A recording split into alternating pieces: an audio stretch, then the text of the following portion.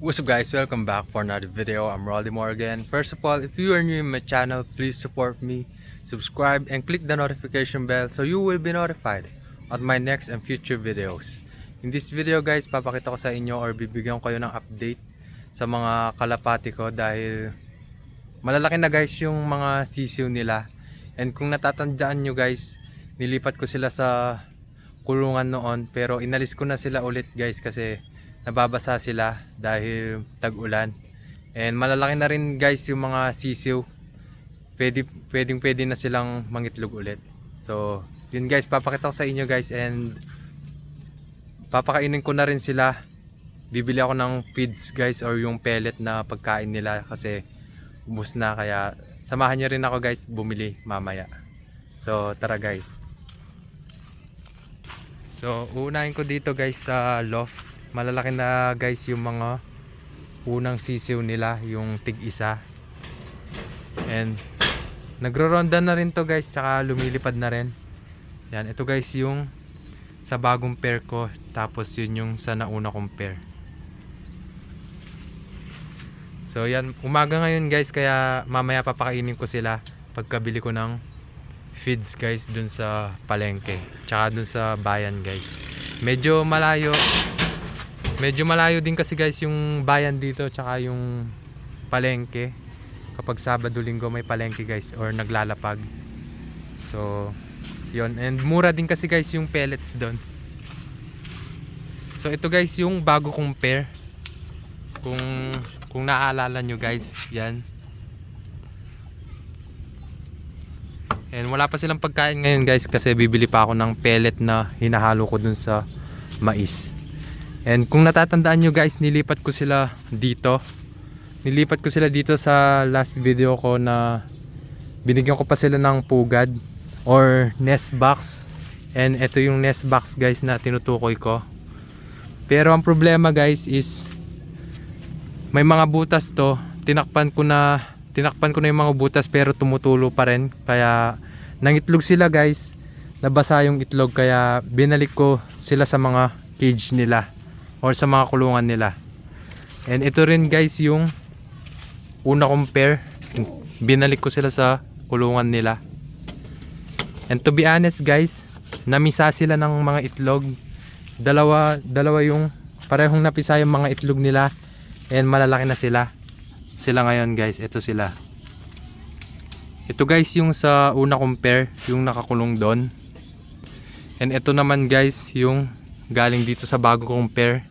Kung napapansin nyo, kamukha ng nanay guys, may puti sa pakpak. So matagal na rin ako guys hindi nakapag video kasi may pasok na kami and maraming ginagawa. So yun guys. So yun guys, samahan nyo kami. Pupunta kami ng palengke or sa bayan para bumili ng feeds, and sasamahan ko yung ate ko dahil mamimili na rin siya guys. So yun guys, I'll be back. Ito pala guys yung sasakyan namin papuntang bayan or sa bilihan ng feeds na pinapakain ko sa kalapati ko. And motor ko to guys, mga 1.5 years na yata na nasa akin yan. And yan din yung ginagamit ko guys kapag umaalis or kapag susunduin ko yung ate ko or kapag pumapasok sa school. Yan din yung ginagamit ko na service. So yun guys, papakita ko din yung tianggi doon kasi kapag Sabado at Linggo may mga naglalatag doon. Papakita ko sa inyo guys kung ano yung mga tinitinda nila doon. So yun guys, babalikan ko kayo kapag nandun na kami sa bilihan and nandun na rin kami sa tianggi.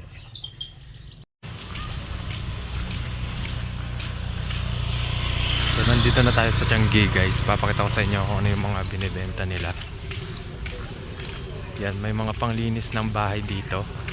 Tsaka may mga ukay-ukay or mga pinaglumahang damit. Pero may mga bago din naman guys dito na nabibili na damit. Ayan.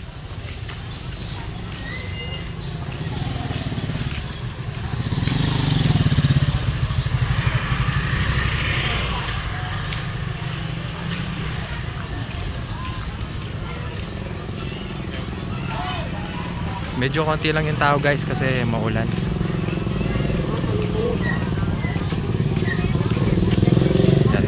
maganda din dito guys.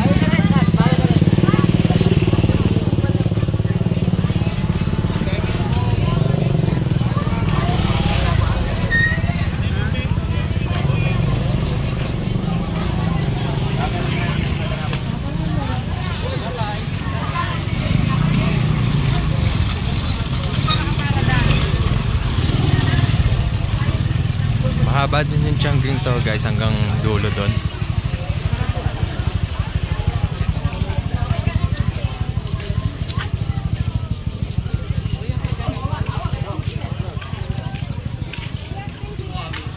May nagtitinda ng sisiw. Magkano kaya yung sisiw nila?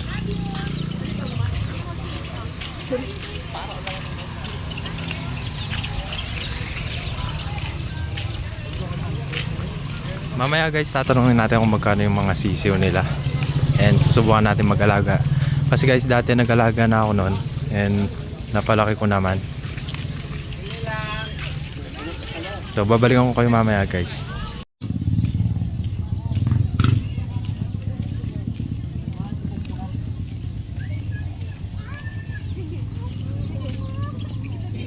Magkano po sa sisiw? Dalawa po.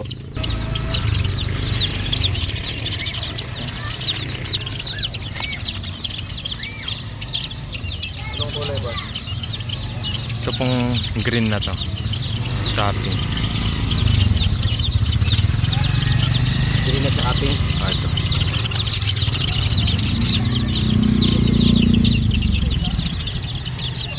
Ito po tsaka ito.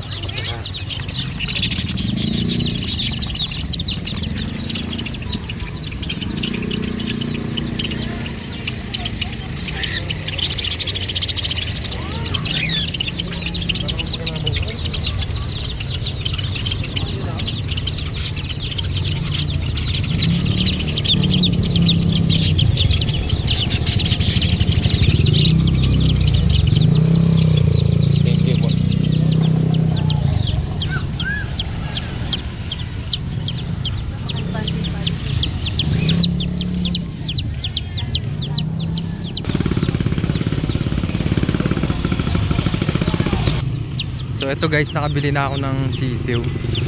Tig 30 daw yung kada isa. So yung pinili ko naman yung malakas, and sa tingin ko libre na yung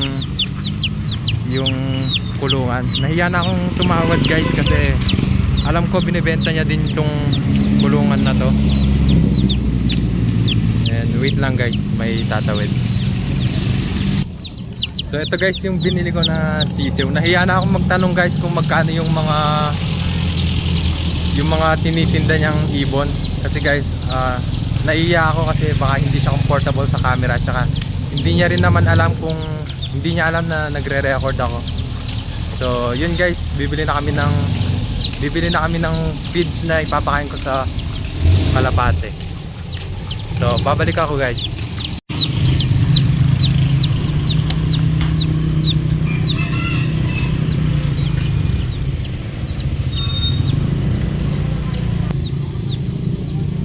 Magkano po Integra 3,000? 5 kilo po. So yung Integra 3,000 guys, tig 38 kada 1 kilo. Tapos bibili ako ng 5 kilo. So matagal na nilang ubusin yan guys kasi hinahaluan ko ng mais.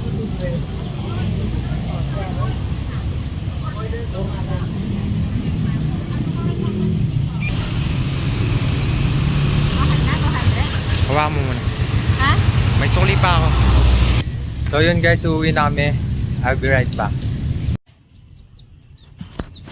So yun guys, kakauwi lang namin. Hindi ako nakapag-video na maayos kanina guys. Or kung napansin nyo, hindi ako makapag-record ng maayos kasi umuulan and basang-basa. Medyo nabasa din ako ng ulan guys. Kaya yun, nagpatuyo muna ako and may doble naman ako. So ito guys, yung binili ko na sisiw kanina. Dun sa nagtitinda ng iba't ibang ibon guys, yung may kalapate, parakeets, lovebirds, and parang may nakita din ako na mga bati-bato tsaka Yun, kalapati guys. Tapos ito guys yung pellet na binili ko. Tig 38 per kilo. So yun, hindi ko sila papatagalin dito guys kasi masikip to and hindi naman sila mabubuhay dito dahil sobrang liit ng kulungan. Bala ko silang ikabit dun or ilagay dun sa pinaglagyan guys ng manok kung saan ko kinulong yung mga kalapati ko dati. So ito guys yung mga pagkain ng sisiw, ni-ready ko na. So yun guys. Dadalhin ko na to guys dun sa mga lalagyan ng pellet para maitabi ko na. And magpapakain na rin ako guys.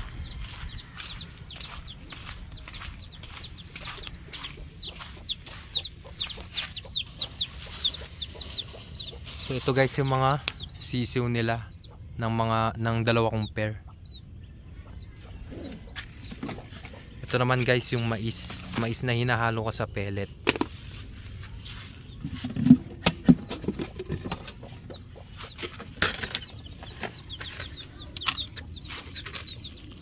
Ayan, lagay muna natin sila dito guys.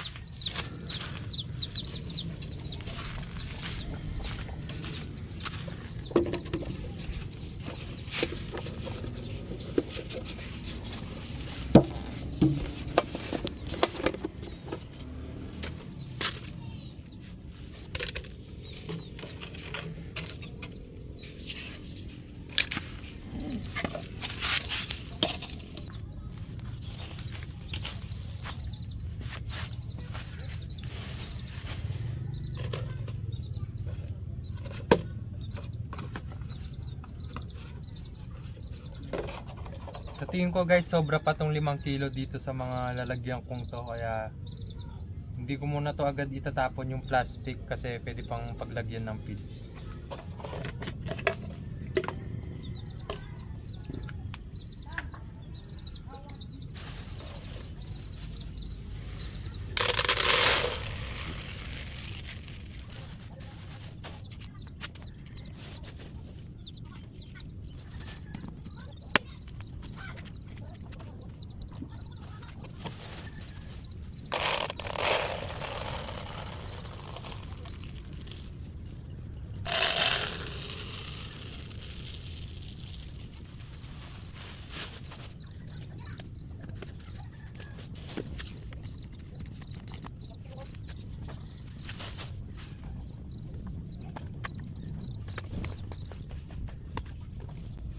Maglalagay na rin tayo guys ng mga pagkain sa mga lalagyan nila para makakain na sila guys. Tapos pagkatapos kong pakainin yung mga kalapates, next naman yung mga sisiw, papakawalan ko na sila dun sa kulungan ng manok or kung saan ko sila ilalagay.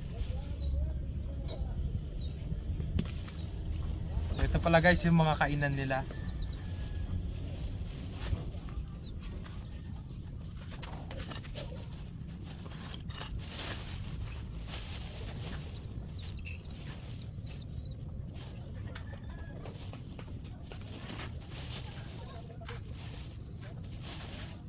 Ito guys yung mga para sa sisiw, pellet muna yung ibibigay ko.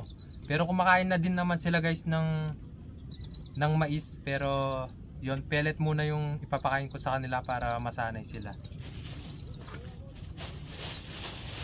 Ito guys yung dun sa loft kasi marami sila doon, mga 5 pieces yung nakakulong doon kaya mas malaki yung lalagyan nila. And hahaluan na rin natin guys ng mais yung mga to, yung mga lalagyan na to. Kasi ito yung mga para sa mga breeder tsaka sa flyers guys, or yung mga nasa loft.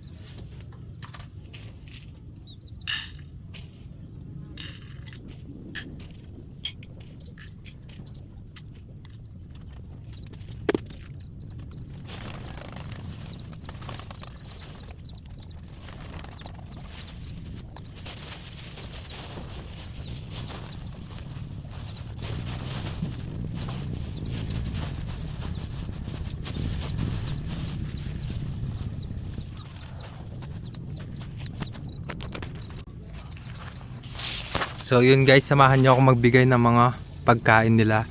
Ito guys, dalawang pellet lang or feeds lang yung laman. Ito yung para sa mga sisiw na to. Mga sisiw pa to guys, ito yung mga kakawalay pa lang. And ito guys, tatlong to para dun sa mga breeder ko and flyers na nandun sa loft. Ibigay na natin guys.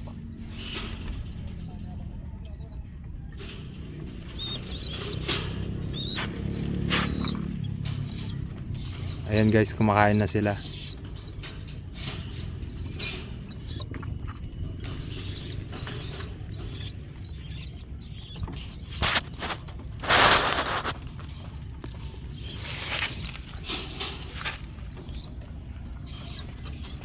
Yan, marunong nang kumain yung mga yan guys. Yan, bigyan na natin guys yung mga breeder.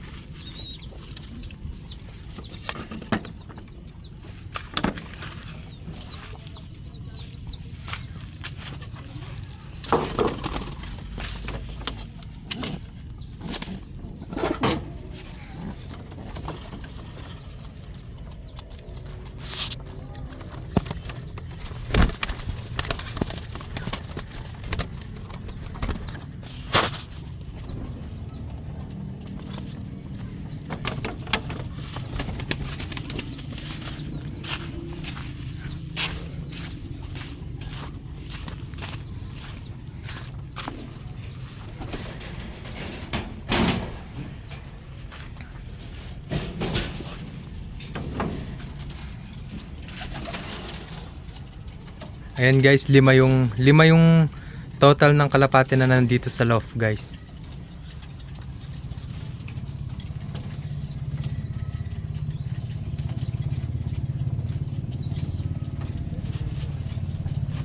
Ayan, marumi na naman guys yung inuminan nila, kaya kailangan kong palitan. Madalas kasi guys na pupuno ng balahibo or pwede ding dumi. Ayan. Kailangan ko silang palitan ngayon guys, palitan ng inumin. So ito na guys yung mga sisiw. Yan, ilalabas ko na sila guys sa kulungan nila and isi-set up ko lang yung camera.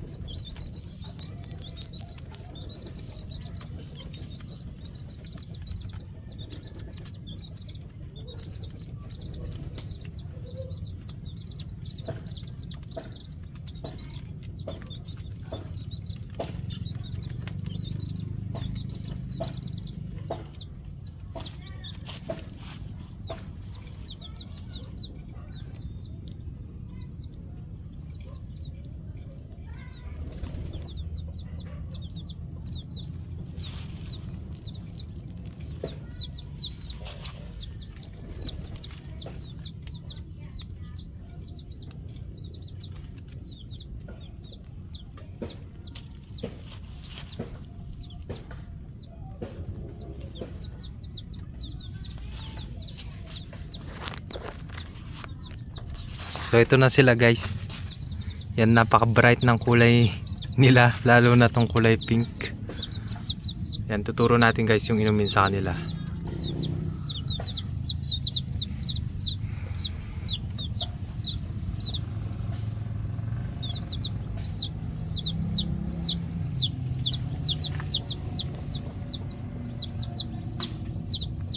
Mukhang busog pa naman sila guys kasi malaki pa yung lalagyan nila ng pagkain. So don't worry guys, bibigyan ko kayo ng update kung mapapalaki ko sila. Ayan, may pagkain na rin sila guys. Ito yung pellet na or feeds na binili natin kanina.